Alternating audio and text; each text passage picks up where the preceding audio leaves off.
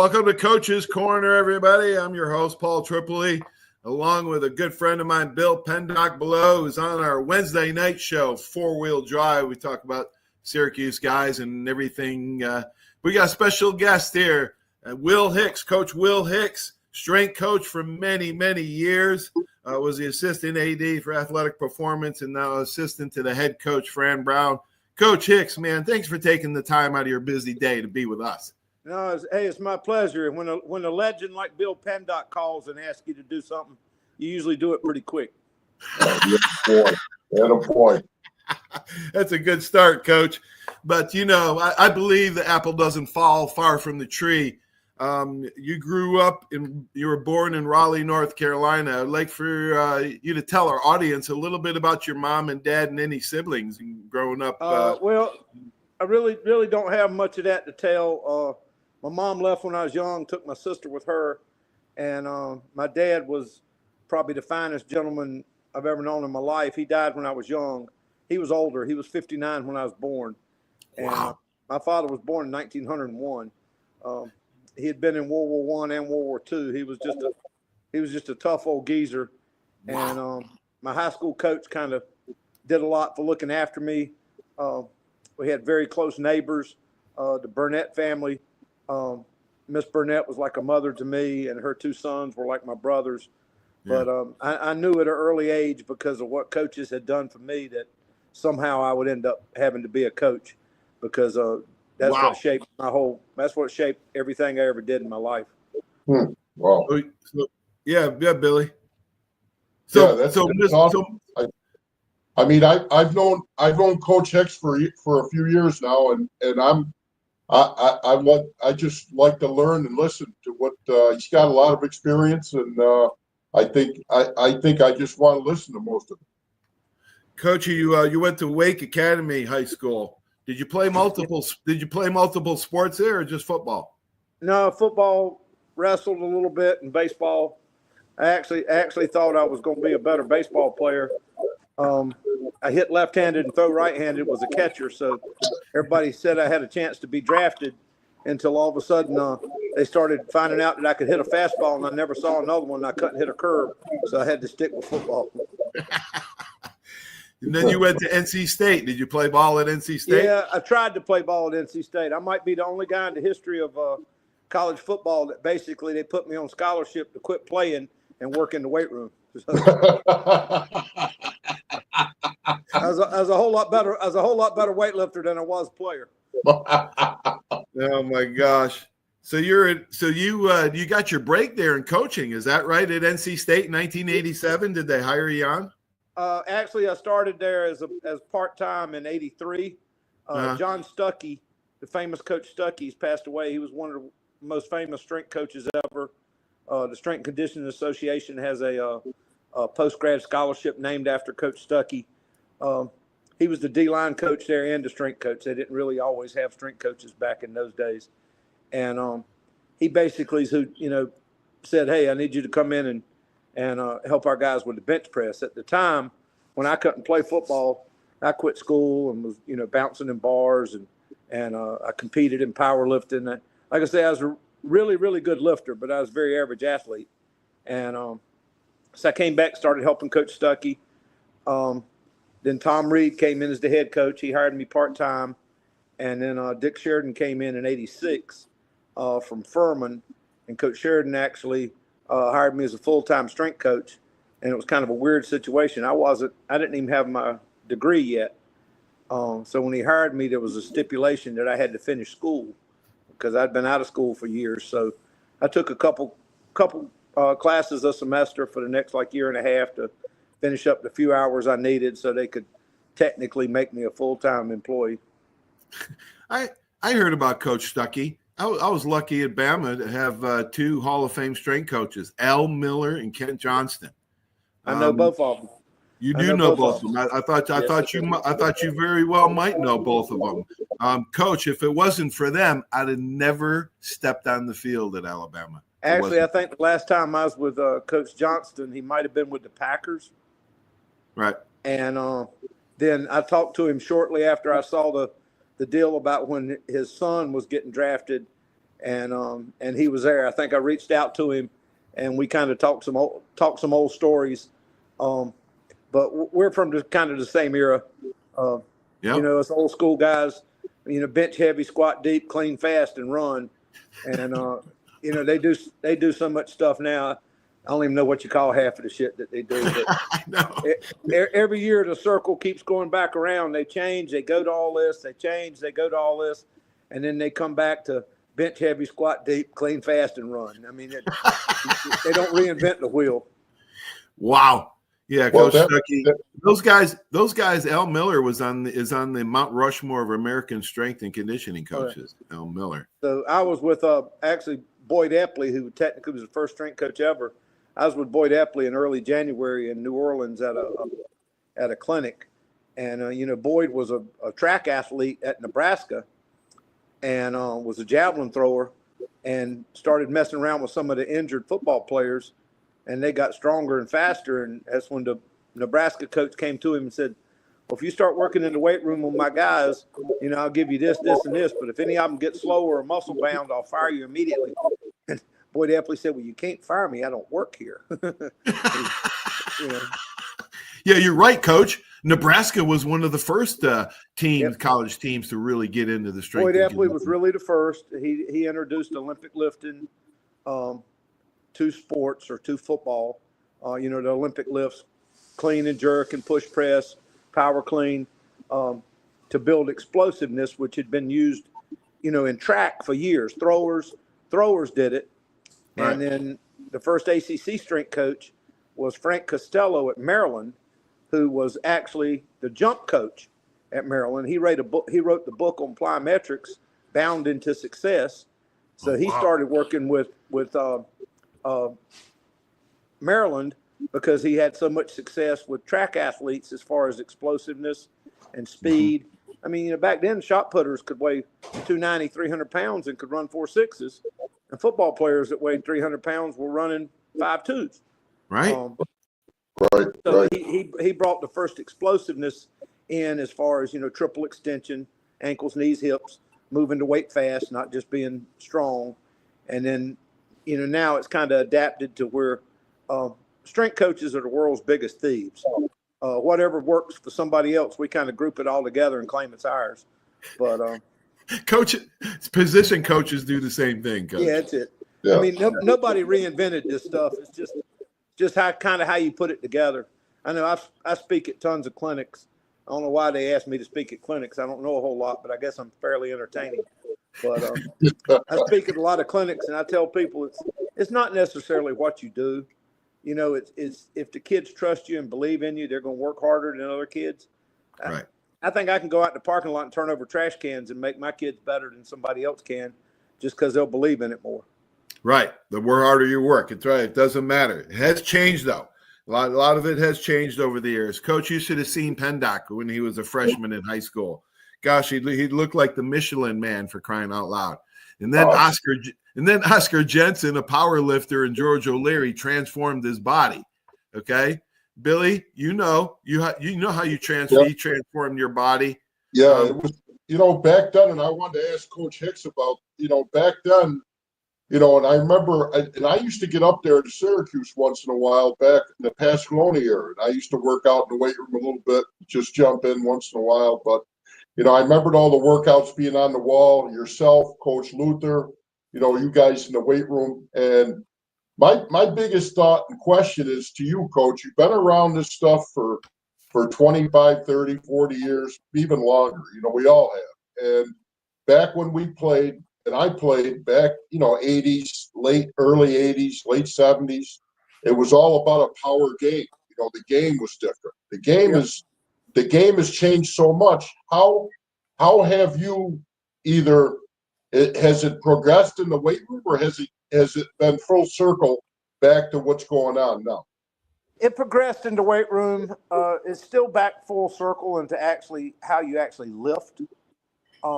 But adding Olympic movements for speed development, adding more, you know, basically from your belly button to the top of your knees, abs, hips, and lower back for speed development. But the biggest transform had to, when I was early at NC State, I didn't have a track background. I was a power lifter. I hired an assistant with a track background. And now just about everybody in college football has somebody within their performance program that has a sprint background. Like today, let me ask for us. Let me ask you this, Coach. I mean, you're being so close to the football program. I know you're coaching strength and conditioning, but are they teaching offensive linemen now to drive off the football still, or is it just a position game? Because no, it depends on what offense you run. Like with what we did last year with a pro style coordinator, we had to come off the ball. You had to knock back people.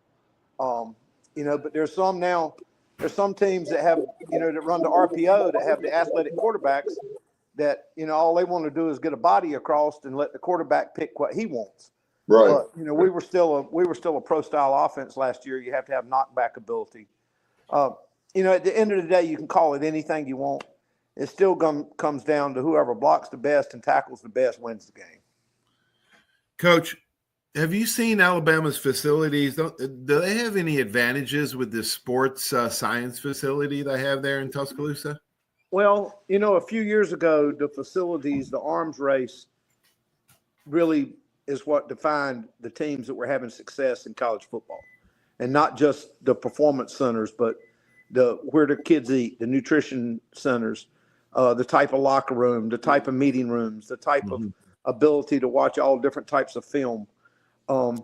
With this name, image, likeness coming about and the portal coming about, it's got to the point now kids don't even care about visiting and seeing what you have. They just want to know how much money they make a month and what they're going to drive. Right. Yeah. Sad. Yeah. Sad.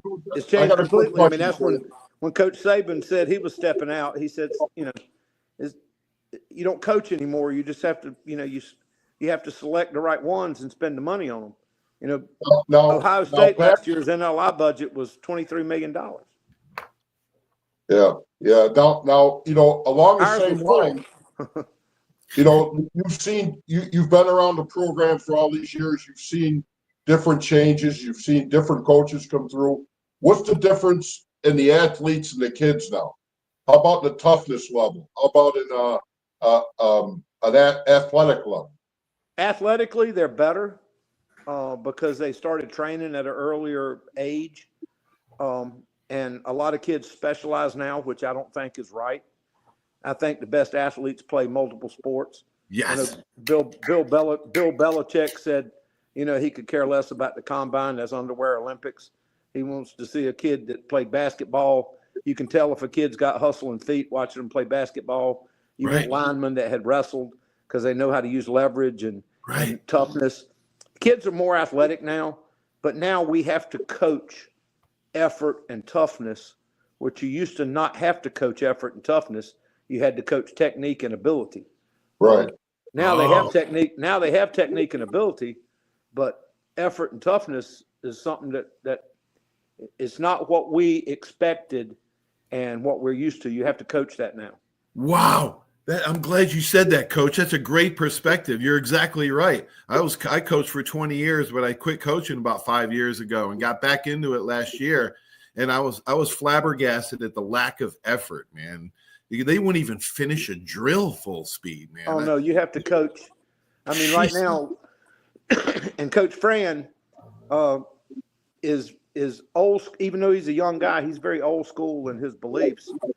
And, he says the only two things we can control is our faith and our effort.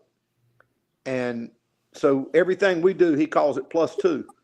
If it's a 5-yard drill, if you don't finish 2 more steps, +2, you didn't finish the drill and everybody's doing it over again or doing up downs or something of that nature. Yep.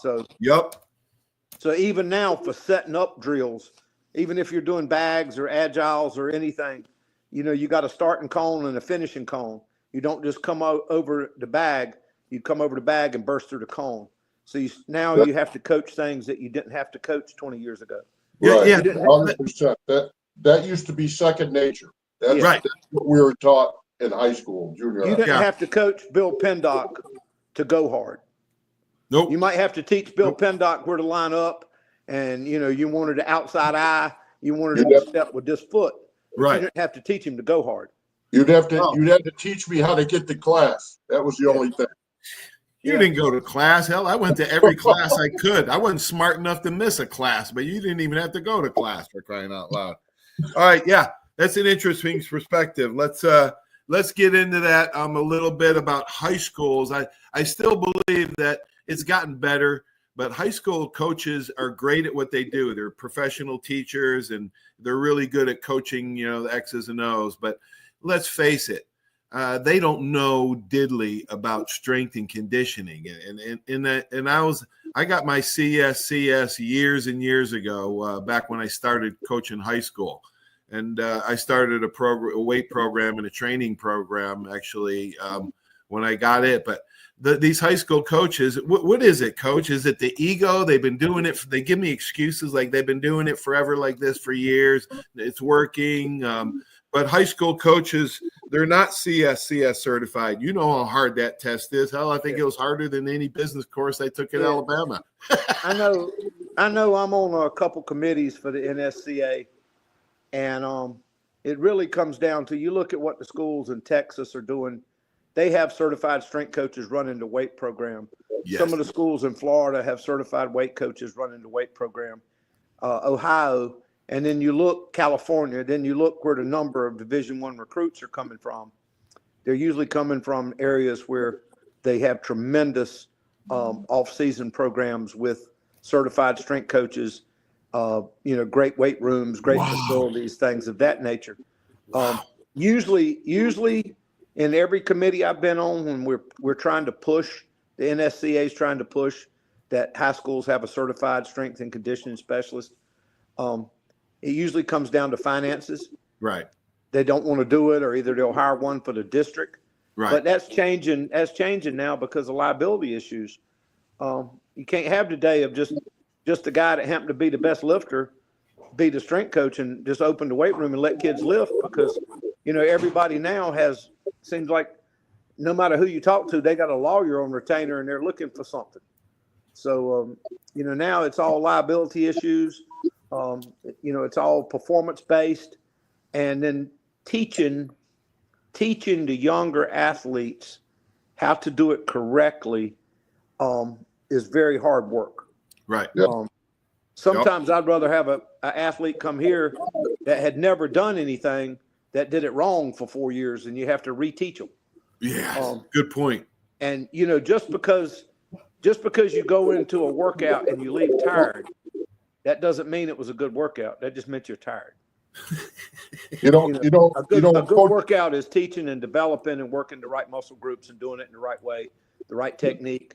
Exactly. He's got a great point. I mean, the free weights are a lost art now. Let's face it. There's not many old school guys around that know how to teach the three big lifts. Exactly right. It's not around anymore. I mean, even though they went to the trap bar deadlift to make it so simple that you don't have to teach a deadlift, trap bar deadlift took out the teaching mode because it's a straight pull, which is good for young kids. But why do you have to invent something so you don't teach it the right way? Right. Talk about some great athletes that you did have, Coach. Was Dwight Freeney a freak of nature? Was he one of them? Yeah, Dwight Freeney was one. I had one. I've been very fortunate. I've coached 15 first rounders. I've coached 185, 188 kids that have been drafted. Wow. I worked with Jim Richard at NC State. He was already playing in the pros. He was a lineman there when I came in and tried to play. I think I had one day with him when, I tried to get on the field with him, and he was a Playboy All-American first round draft pick. That taught me real quick I was better in the weight room. But, so he was a great lifter. I trained him in the off season, his whole pro career. I had Torrey Holt at NC State, who's probably going to go into Hall of Fame this year. I had some great players here. Freeney was one that really stood out. I mean, Dwight played 16 years in the NFL and came back here 5 to 6 weeks every summer to train with me. He'd fly in on Sunday afternoon, fly out on Friday. And when he went into Hall of Fame this year, he told me I was his second phone call after calling his mom when he found out. Wow. Nice. he invited me to go with him. So when he actually went up for his speech and got his jacket and unveiled the bust, he he thanked me during his speech. ESPN panned out to show me in the crowd. And Oh, how I did cool. everything with him. So me and Dwight were very, very close. Dwight was very, very hard to train because if every day wasn't a challenge for Dwight, he would get mad at you. So Wow. you had to really crank up what you asked him to do, every day. Besides being tremendously strong, he was one of the most explosive guys I ever coached. I mean, his pro day, now this is on rubber, not on field turf, but his pro day here at Syracuse, he verticaled 40 and a half and ran a 4.39 at 260 pounds. It's cool. He's a freak in nature, man. He remind me of Cornelius Bennett, man. One of our Derek Thomas, 2 linebackers we had. And so I guess that could be my claim to fame because I trained him for his pro day. Wow. And he improved a lot with me, but you don't make chicken salad out of chicken shit. I mean, I had something really good to work with. So. Coach, let's talk a little bit about Fran Brown. I'm really impressed with him on a number of fronts. You talked a little bit how well he delegates. Talk a little bit about him, but I like the way he has embraced the former football players at Syracuse because they're the ones that drop buckets of blood, sweat, and tears there. But talk a little bit about Coach Brown. Well, one of the first things he said when he got here was one of the reasons that he got into coaching and had success in coaching was he worked with Coach DeLeon at Temple and at Baylor. And Coach DeLeon's probably the best assistant football coach I've ever been around. Wow. And, Coach Brown is I've never been around anybody that never gets tired. His energy level, I don't know where he gets it from. I mean, he's the first one. He comes in with me at 5 o'clock in the morning and works out first.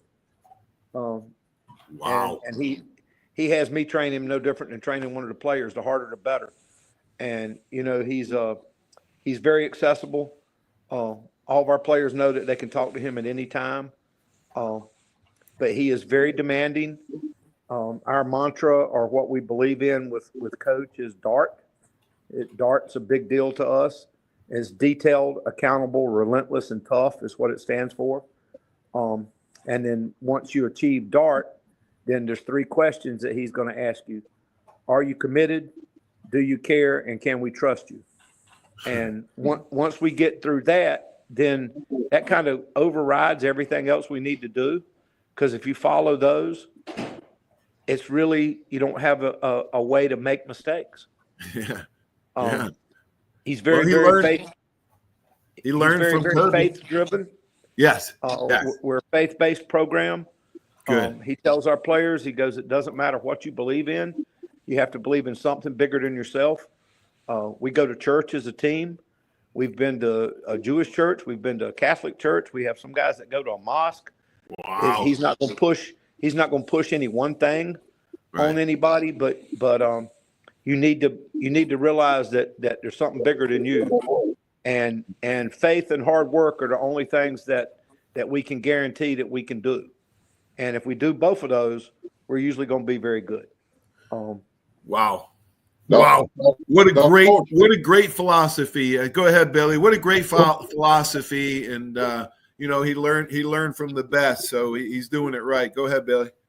Coach, you've been through many coaching changes. And I mean, there's probably, I don't even know if I can count how many strength coaches have persevered through so many coaching changes. So starting, I think you came in, if I'm wrong, you came in with Pasqualoni. Stayed with Coach P, then stayed with Robinson, which was rough. Then was with Coach Marone and Coach Schaefer. Then I didn't stay with Coach Babers. Me and him didn't quite see eye to eye. His last year, he asked me to come back, and I came back and helped in a little bit different role. And then now I'm back with Coach Brown. At NC State, I went through 4 head coaches. I was with Tom Reed, Dick Sheridan, and Mike O'Kane, or 3. And then I left to come up here. So, and every time I speak at one of these clinics, people say, how come you didn't get fired with all the other coaches? And I said, well, I didn't go. I said, well, I didn't go to the meeting. They said, what meeting? I said, one where they fired you. I went to the weight room. Most of the time, the AD don't know where the weight room is, so they couldn't find me. So, oh my no, God. I've been very fortunate that I've had players that I coached, very prominent players that really really believe in my system and what I do, and spoke up for me. And then the proof's in the pudding. The numbers are the numbers. The amount of kids that do well in the weight room, the amount of kids that get drafted. Those are the things you can't hide. The weight room is one of the few places that everything tells the truth. The film might tell you how good you played, but 315 is 315. If you claim you can bench 315 and I put it on the bar and you can't bench it, you didn't tell me the truth. Right. If you Right. say you run a 4.4 and I put the automatic laser timer out and you run a 4.5, it means you didn't run a 4.4. So the weight room tells you the truth, it gives you opportunity to get better, or it gives you opportunity to get left behind because somebody else outworks you and gets better.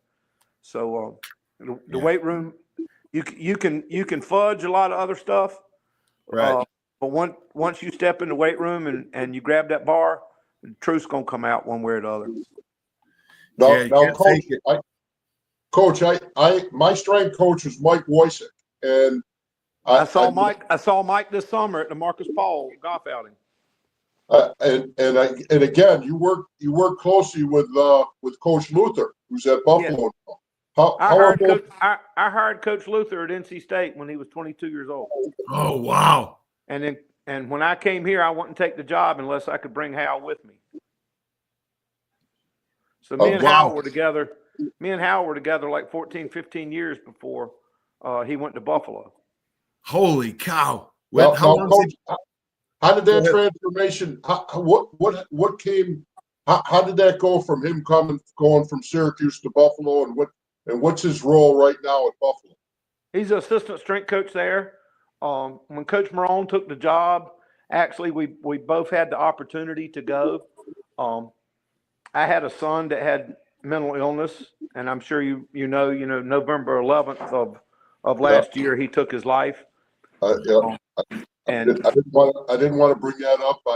I didn't know where to go with that. Yeah, and because of that, I couldn't leave my son.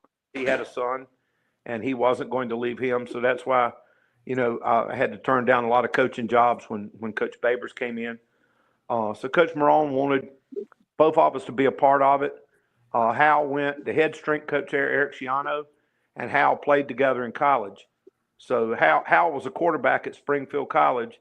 Eric Schiano was an offensive lineman, and the center was John Cena, the wrestler. Okay. So Hal had a connection with Eric, the head strength coach there, but then Coach Marone's who got the ball rolling, and then Hal's done an outstanding job and is still there. Hal's been through 3 head coaches at the Buffalo Bills and still there. Right. Oh, wow. Holy cow! We're trying to get him on another couple of weeks, maybe when it calms down a little bit for him. But, Coach, couple more questions for you. Who was a relentless guy in the weight room that transformed himself and made himself into a player, and who was your champion to give you a break in the business? Joe Malinicek at NC State. He was 3rd round draft pick of the Detroit Lions back when they used to have the superstar competitions, NFL Strongest Man. Oh, Yeah, he won that a couple times. He was a different kid. Macungie, Pennsylvania, his coal mining town. He played in the blue-gray game one year on Christmas Day, and the 26th, the day after the game, I'm at home and somebody's knocking on my door, and it's Joe, and he goes, "Coach, let's go lift." Day after Christmas, and Joe was incredibly strong. Now everybody does the 225 test at the combine. I know Joe got pissed off. We used to test linemen with 300 for reps, and Joe did 29 and missed the 30th rep, and he got up and was throwing 45s around like frisbees. He was so mad. So he was a tremendously strong guy. like I mentioned, training Jim Richer. He was one of the first 500-pound benchers in college, and he ran 4.6s and was a first-round draft pick. Here at Syracuse, I was very fortunate. I trained a guy named Christian Ferrara, who was a nose guard for us, who was one of the hardest workers, very, very explosive. I had another freak in the weight room that PennDOT can take some credit for. He had him pretty much ready before I got a hold of him, J.R. Johnson, who was a physical freak. He broad jumped over 11 feet at his pro day. So I've been very, very fortunate. I've had some kids put up some real good numbers. Will Allen, who played here, was a 200-pound corner. He ran into 4.2s at the combine. A lot of people think I had something to do with this. I just know how to teach them to be good for that one day. Right. And a lot of it's just experience from having seen it done. But I've been very lucky. I have some, I don't know what it is. I don't know if it's a gift or something. I don't think I'm the smartest guy in the world, but I have a way of getting players to buy into what I ask. And, if you outwork people, you're going to end up being pretty good anyway. Right. Absolutely. I wish they would bring back that superstar competition. We kind of did like that. Al Miller ran something like that at Alabama in the offseason. It was a lot of fun. Paul, Yeah. when you talk to Coach Hicks for the first time, you meet him, you can tell that the guy's sincere, the guy's truthful, and that's why I think a lot of these kids listen to him and buy into what he's doing. Yeah, that's it. He mentioned one of the best assistant coaches, Coach De Leon, that he talked about. And matter of fact, that's our subject tomorrow night, Billy. Assistant coaches. What makes a great assistant coach? Why do you need one? You don't want yes men. We're going to talk all about assistant coaches, but Coach, why was Coach De Leon one of the greatest assistant coaches you've seen? Well, to start with, nobody could outwork him. Okay. I mean, I don't think. He might have slept a couple hours a night. Nobody could outwork Coach De Leon. He was a genius before his time as far as X's and O's. But the biggest thing is, if you'd have seen the outpouring at his funeral and the number of former players that were there, it's the relationship that he created with his players. Right. And you can't see any more of a hard ass than Coach De Leon was. I mean, you could do everything right and your shirt tail was untucked, so it was wrong. But he drove you to the point that when you were done playing and you look back, you realized some of the best things that ever happened to you in your life was to be lucky enough to play for him. Yeah. And I got very fortunate that because of my relationship with him and him talking to Coach Brown and Fran about me, Fran felt like, I was cut from the same type cloth. Right. And, everybody's going to make mistakes. Players, coaches, everybody.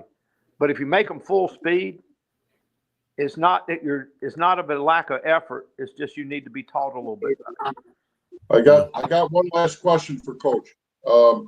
Now I understand, and I believe in Coach Brown's doing a great job, and I think he's going to have great success. Now he talks about staying with the program for the eternity. Now with all the money out there and everything going on back and forth, do you think he's going to be here for the long run, or what do you think is going to happen in the next 3 to 4 years? His daughter's 3 years old, and he said he don't want his daughter moving around schools. And if you spend any time with Fran, you know what a family man he is. His wife and they started dating when they were 16. They've been together. His son's actually on our team right now. He's such a family man. And all of us want to make more money, but the way Coach Brown goes about his business, he says there's only one thing that he's guaranteed, and that's his name, and he can't embarrass his name. So he's not going to go against his word. So I see Coach Brown being here for a long time, as long as the right things are being done at the university to take care of not necessarily him, but to take care of his staff and the program and keep us moving forward as far as players and assistant coaches. Coach Coach Brown may retire right here. Well, Paul, you got to understand that, and I've been around for years, and he has made the biggest impact on alumni that I have ever seen in the last 35, 40 years. When former players come back to practice, he tells them, hey, go over there with your group. You're a D lineman. Go over there and watch the D lineman. See what you think. He'll walk them out in the middle of the field during stretch and talk to them. He respects guys that played here as much as anything. Even like this summer, Keith Bullock came back for a week and hung out with our linebackers during August camp. Awesome. He just loves former guys being around. He tells them up front, he said, look, I'm not going to ask you for anything. I'm not one of them guys. I don't want the alumni back because I asked you to give money. He goes, I'm not asking for that. He said, I'm asking you just to be involved. If you see a player somewhere that you think can help and play for us, send us the information. We'll look into it. We'll get back to you immediately. If he can't play for us, he can't play. But he said, you know better than guy off the street. You played this game. You know who can play and who can't. Wow. Yeah, it's an environment even better than Bama's, man, for alumni. They don't want you back interfering or anything, man. I can't even get the Bama straight coach on my show, but that's why I appreciate you doing this, Coach. You can thank me, Paulie, not Coach Hicks. Hey, that's how I opened the show. If I get a call from Bill Pendock, it is or whatever, if Bill Pendock needs something, it's going to happen. Oh man, that's my boy. That's my boy Billy. Coach, thank you so much for joining the show, man. What a blast. We had a lot of fun. Hey, take care. Pendock, go beat somebody up in arm wrestling today. Go beat somebody in arm wrestling. Hey, Coach, one last question before we go. Who do you think would be a good guest on my show? Hal Luther, as he mentioned, would be a great guest. Awesome. I love strength coaches, man. If it wasn't for them, I'd have never stepped down in college or in the pros, man, if it wasn't for Al Miller and Kent Johnston, man. I owe them everything. A great one because Hal's very entertaining. He's a piece of work. Coach, the ball players, especially nowadays, spend more time with you and your staff and your guys than they do with their position coaches. Yes, sir. Coach Hicks, if you get a chance, send me Mike Woysick's contact info. I got to get a hold of him. Okay, I think I got his number. Thanks, Coach. Thanks, Billy. If not else, he'll get to Marcus Paul this summer. Marcus Paul is the first Monday in June. Okay, I'll put it in. All right, buddy. Bye. All right. Awesome. Thanks, Coach. Thanks, Coach. Thanks, Billy. Wow, what a show, huh? Will Hicks taking the time out of his busy day. Syracuse University assistant to the head coach, Fran Brown. They got it going on up there in Syracuse finally. I'm so happy for the Orange. Roll Tide, everybody. Stay tuned for these great messages. Without these fine folks, this show just wouldn't be possible. So long, everybody.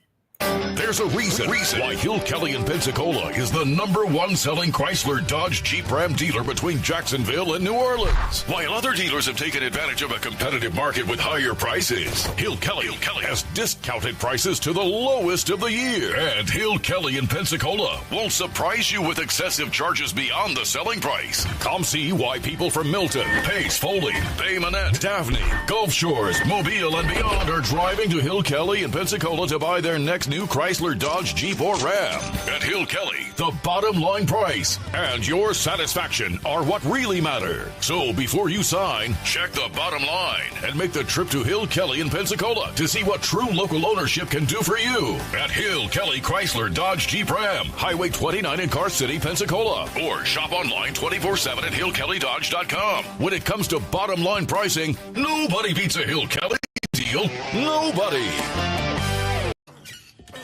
That's you trying to fix the plumbing yourself to save a few bucks.